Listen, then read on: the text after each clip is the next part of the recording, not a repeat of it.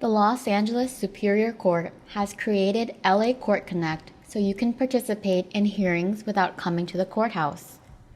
This video will guide you through the procedure for scheduling a remote appearance so you can appear remotely from home or your office.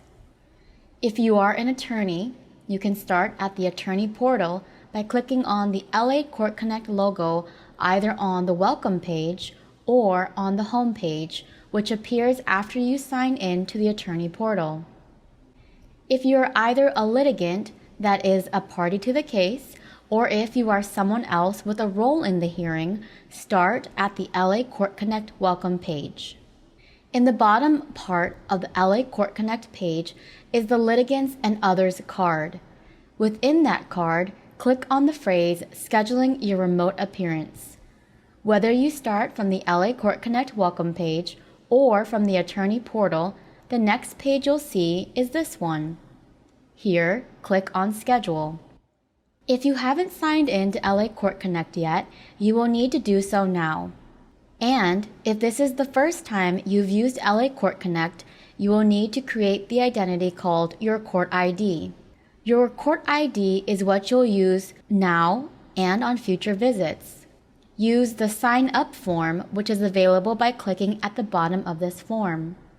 Once you have a court ID created, use it to sign in.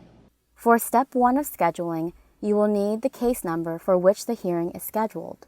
If necessary, you can look up the number on the court's main website at LACourt.org, and using that website, find a case function. Here at step 1, fill in the case number. The numbers that might pop up when you click on the case number field will be numbers you've used before. The case number you want this time may or may not be there. After you've filled in the case number, click Proceed to Step 2.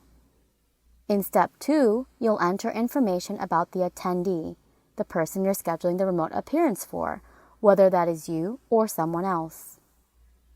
When you arrive at Step 2, only the first row of the form appears. This row is for identifying the type of attendee.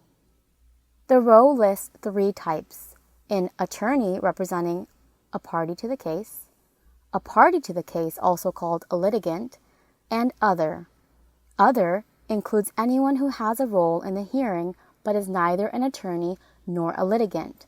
Witnesses are an example. The rest of the information form will show up after you click one of the 3 buttons, and the form differs slightly for each of the 3 attendee types. The form for a party to the case is the shortest form, and all the fields on that form appear on the forms for attorney and other as well. So we'll show the party form first. The 3 rows after the attendee type are for entering the attendee's contact information. A confirmation that the appearance has been scheduled will go to the email address you enter here. For the phone number, enter a number at which the court can reach the attendee on the day of the hearing, if necessary. In the next row, click the arrow at the right end of the party name field and select a name from the list that drops down. If you are a litigant scheduling your own appearance, you will select your own name. Filling in the final role is optional, but if there is anyone else you want the confirmation email sent to, you can enter up to 3 email addresses. Separate the addresses with commas. If you are scheduling on behalf of the attendee, but would still like to receive the confirmation and reminder emails, enter your email address as one of the 3 that can go here. Below that, do not remove the checkmark in front of the word email. To connect with the courtroom on the day of the hearing, the attendee is going to need that information contained in the confirmation and reminder emails. Now we'll see how Step 2 differs from the other 2 attendee types. If you've selected attorney in the first row, your form will have one additional row right after that called Attendee Name. Enter the attorney's name.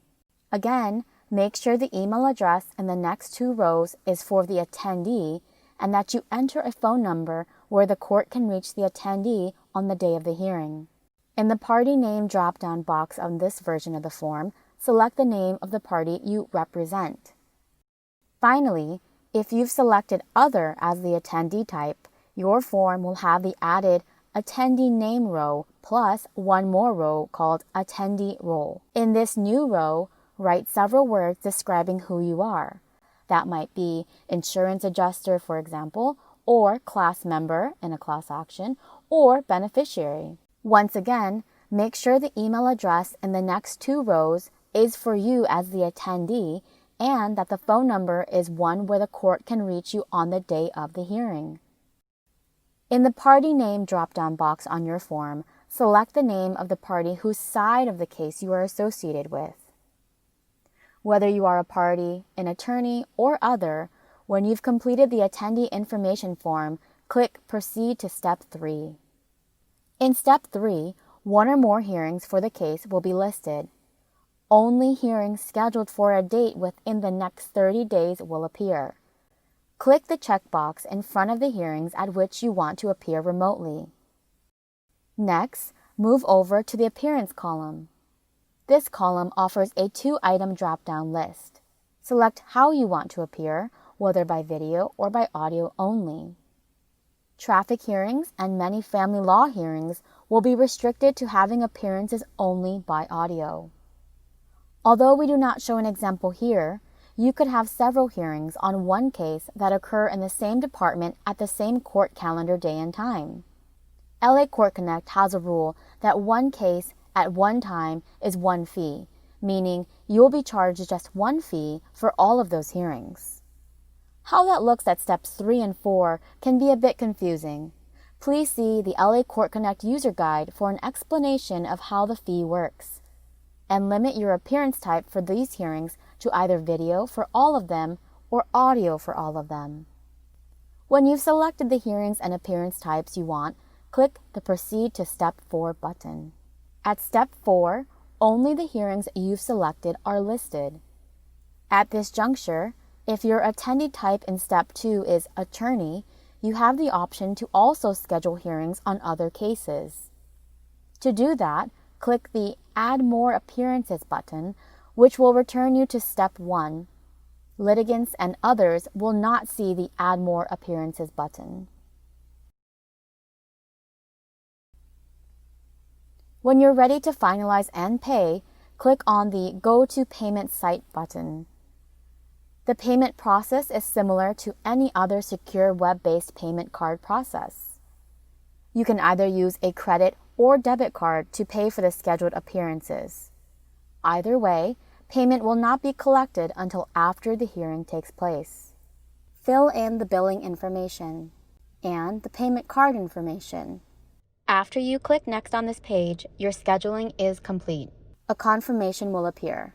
A copy of the confirmation will be sent to the attendee's email address and to any additional email address you've entered optionally. The confirmation email will contain important information about how to connect to the courtroom on the day of the hearing.